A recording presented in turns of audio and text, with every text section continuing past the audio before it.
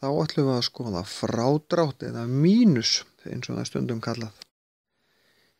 Þegar við erum í frádrætti og í raun og veru í öllum uppsetningi á svona reikningum þá skiptir máli að setja skipulega upp. Ég ræddi við ykkur þegar ég sýndi ykkur samlagningu að raða tölunum upp í reitina á rúðustrikuðu blöðunum. Láta eina tölu fylla nokkurn veginn upp í eitt reit. Og það er sama sem gildir hér. Skiptir máli að setja þetta snyrtilega upp þannig að allir útreikningar séu snyrtilegir. Ef við erum bara með einn tölustaf hér og einn hér, þá er þetta nú tiltölu auðvelt. Við segjum bara 8 mínus 3, tökum alltaf efri töluna á undan. Hér skiptir máli hvor talan er fyrir ofan og hvor er fyrir neðan.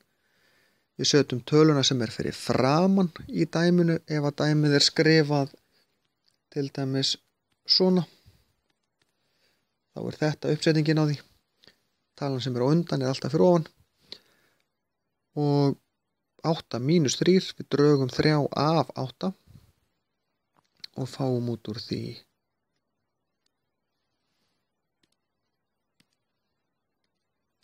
5.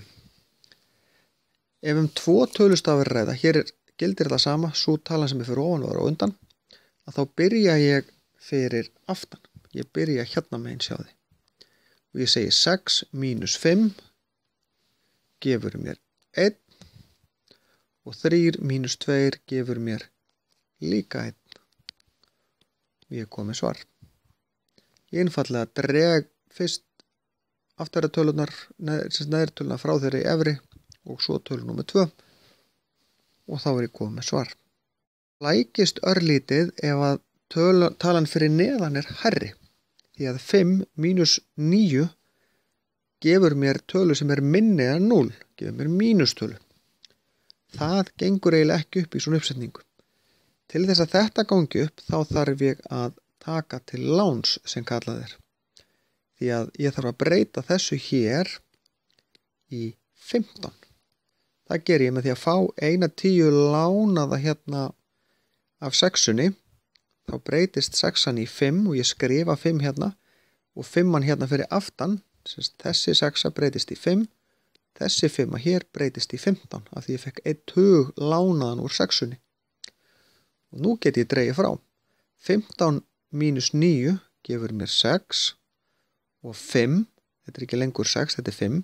5 mínus 4 er 1 og ég kom með svar.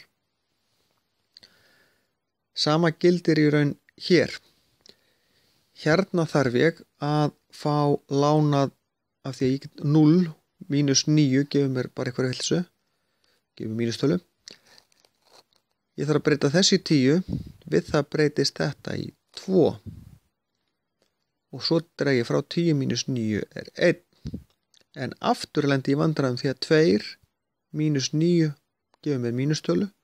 Þá þarf ég að fá lán, þetta breytist í 1, en þá breytist þetta líka í 12.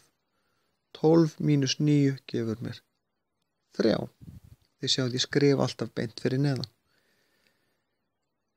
Og þetta er ekki lengur 2, þetta er orðið 1. 1 mínus 9 gefur mér mínustölu, þannig ég þarf aftur að taka til láns og þá fæ ég þennan ás hérna. Tek hann í burtu, 11 mínus 9 eru 2. Þannig er ég að taka aftur og aftur til láns, passa mig að skrifa það skipulega hvað ég er að gera. Skrifa, það skiptir gríðarlega miklu máli að skrifa þetta niður hérna. Hvaða tölur ég er með, hvað ég er að taka til láns og hvað er eftir. Annars lendið þið í vandræðum. Síðustu 2 dæmin, það er hvernig við setjum kommur. Kommurnar standast á alveg eins og í samlagningunni. Hérna 6 og hér er engin tala fyrir neðan 6. Hér má ég skrifa 0. Ég þarf þess ekkert, en ég má það. 6 mínus 0 gefur mér 6. Ef ég dreg ekkert frá 6 þá er bara 6 eftir. 6 mínus 4 gefur mér 2. 2 mínus 5. Ég þarf að taka til láns. Og því sjáu hér verður þetta bara 12. Það er 7. 12 mínus 5 eru 7. Hvað er komman? Beint fyrir neðan. Ég kom með svar. Hérna borgar sig eiginlega, ég þarf ekki að skrifa 0 hérna, en ég held að hjálpi, svona flestum. Því að 0 mínus 2 gefur mig mínustölu, ég þarf að taka til láns, fyrir 10 hér, verður 6 hættir hérna því ég fikk 1 tug lánaðan. 10 mínus 2 eru 8, 6 mínus 1 gefur mér 5, 6 mínus 5 gefur mér 1, og ég sé að ég skrifa hérna komuna strax, skiptir engum máli hvort ég skrifa hana strax eða á eftir, og 4 mínus 2 gefur mér 2. Og þá er þessu bara lokið.